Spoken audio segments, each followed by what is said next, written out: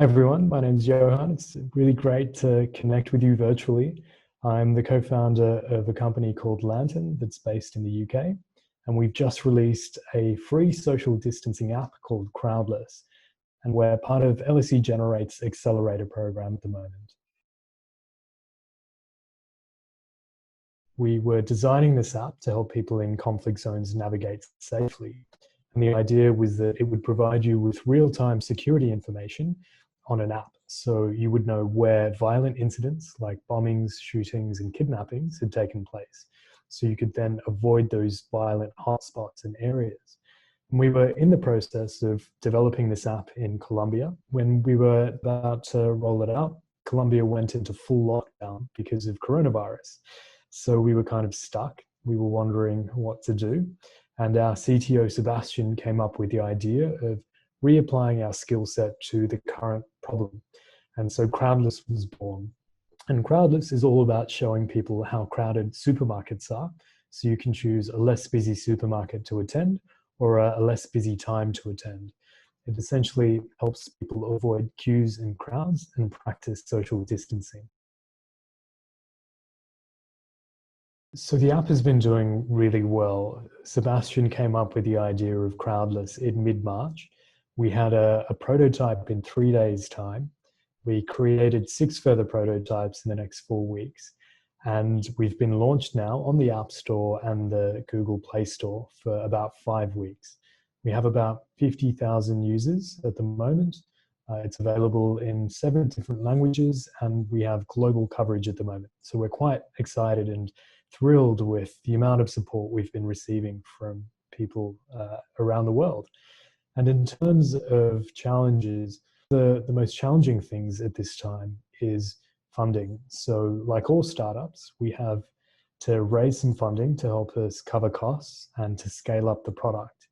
And coronavirus isn't just a massive health pandemic and problem, it's also leading to an economic downturn, which means that when you need to find funding from investors, which is the typical way that startups find funding, it can be quite challenging. It's not a straightforward process. There are lots of questions, lots of bureaucratic processes that wouldn't have existed about 6 months ago. But we're very fortunate to have been getting a decent amount of traction from investors. The best thing that we've seen is the community spirit that has formed both around the app and just in general. And we've been really fortunate enough to have an amazing community of supporters, users, and volunteers kind of help us get Crowdless out. And we really see Crowdless as a community-driven grassroots project. And that's because we rely on a community of users to upload information on their local stores. They'll tell us which local stores are missing from the platform. They'll tell us how busy these stores are. So it's central to what we're trying to do. And the fact that the community is really helping us and rallying around us has been amazing. And it's one of my favorite parts of the job. The best way to help us out is as a community ambassador. So go to our website, and essentially we're building a community of volunteers, community ambassadors, if you will, who spend time getting people familiar with Crowdless. And secondly, they're also looking out for local store owners.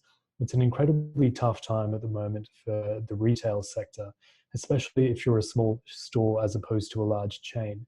So we're encouraging our community ambassadors to speak to their local shopkeepers, tell them about Crowdless, get them signed up.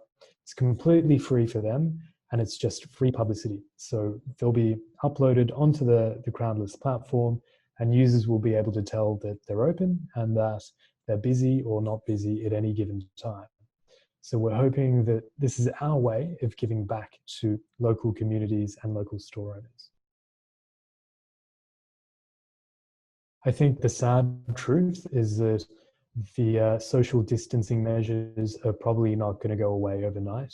Some say it might last for another 12 months, hopefully not 12 years, to 18 months. And after that, while there's really this public health dimension to what we're doing. We think that Crowdless will evolve into convenience, helping people to save time and sort of optimize their time. So essentially, we've all sort of experienced a 30-minute lunch break, and we need to go to a post office, and we turn up at a post office and it's an hour-long queue. And you end up wasting not only your lunch break, but 30 minutes after. And it would have been great to have this tool to check whether the post office was free, a tool that allows you to do that in 5 seconds. So these are some of the use cases we're thinking about in the longer term. Just running a business at any stage is quite challenging, just because you need to know pretty much everything. You need to be across every single dimension of a business. So every day is a massive learning curve, and it can be quite challenging at times, but you just have to find ways to absorb information relatively quickly and process that information. And for any gaps in knowledge, you really need to seek out people who have expertise in that subject matter, so you can mitigate creating any mistakes. And so this is one thing that I encourage all startup founders to do, which is to build a framework in which you can distinguish good advice from bad advice. Because as you guys know, when you start a business, everyone wants to give you advice. It's really easy to give advice, and it's really hard to build something. So how do you work out which pieces of advice are good and which aren't? And the way I think about it is sort of a 3-step framework. The first is the person that gives you advice needs to have some sort of experience. They need to have some sort of success in what they're giving you advice in. The second thing is that even if they do have experience, you need to make sure that they're giving you advice in their domain of expertise. And finally, the third thing is, can you understand the logic through which people give you advice? For example, you don't want people to say, never do X or always do Y, because you don't know what their assumptions are. And if you don't know what their assumptions are, you're not able to test whether those assumptions are not applicable in your situation. So I really encourage all entrepreneurs to cultivate this ability to discern good advice from bad advice. It's safe to say we wouldn't be here without the support of LSE Generate. They've been probably our biggest supporter over the last 4 years. And when you come to a new country and you want to start up a business like I did, and you don't know anyone, it's amazing to have a network like Generate. So you go to Generate, they say, how can we help you? And then they connect you to people who are experts in various fields that are relevant to your business. So I think from a macro level, that's probably the best thing that they offer, an immediate network and immediate mentoring solutions for you.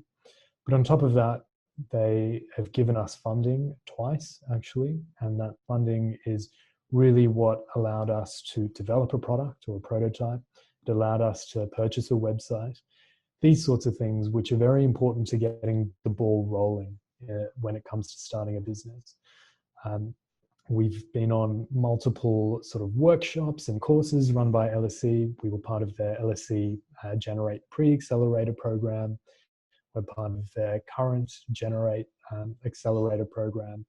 And we've just benefited in so many different ways from their support over the years. The best piece of advice I could give is, if you've got an idea or a seed of an idea, try and find a co-founder. Entrepreneurship is a bit of a roller coaster.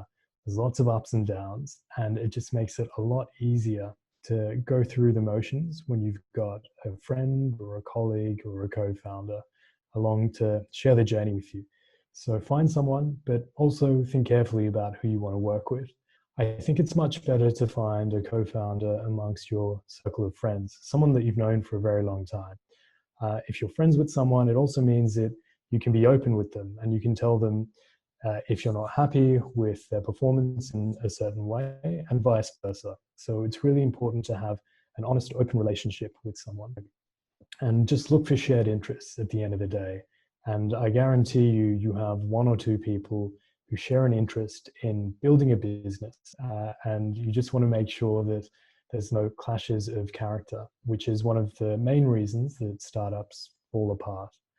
So pick a good co-founder and go with it.